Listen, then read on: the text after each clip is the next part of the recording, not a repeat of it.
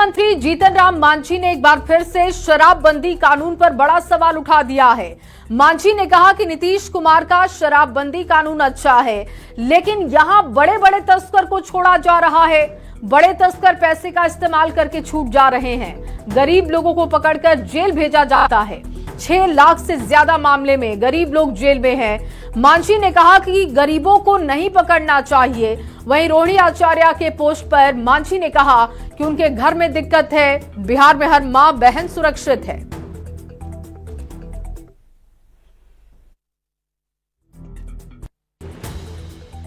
तो शराबबंदी तो बहुत आवश्यक है, होना ही चाहिए।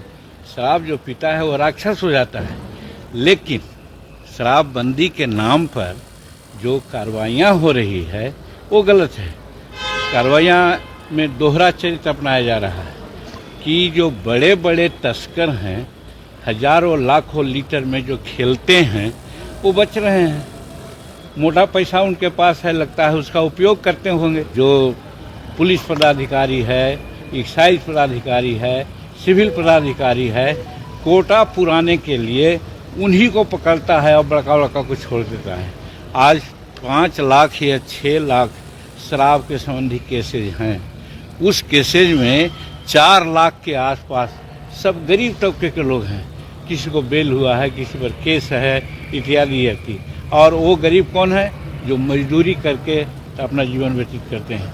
तो मेरा कहने का मतलब है कि शराबबंदी का से कार्रवाई इस कदर होनी चाहिए कि कम से कम जो गरीब लोग हैं उनको इस प्रकार से कार्रवाई से वंचित रखना चाहिए। रोहिणी आचार्य ने अपील किया है नीतीश कुमार से और कहा है कि बेटी जो मायके आती है उसको अच्छा वातावरण मिले और सुरक्षा, बेटियों की सुरक्षा की मांग कर रही है बिहार। रोहिणी, उनको दिक्कत कहाँ है? दिक्कत उनके घर में है।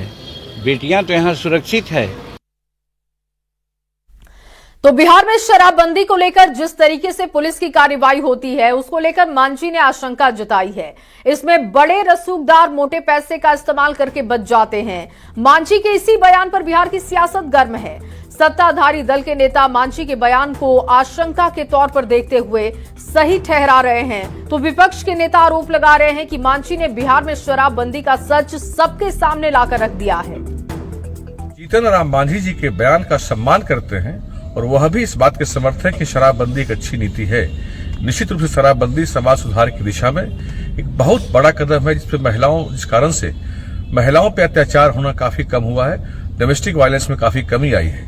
उनकी यह आशंका है कि कोई बड़े अधिकारी, बड़े रसूख वाले आदमी और बड़े तस्कर शराब पीते हैं और शराब का व्यापार करते हुए पैसे के धौंस में छूट जाते हैं। तो निश्चित रूप से तय मानिए एनडीए सरकार इसके लिए प्रतिबद्ध है कि शराबबंदी का कानून सख्ती से लागू होगा। जीतन राम मांझी जी सच्चाई छुपा रहे हैं।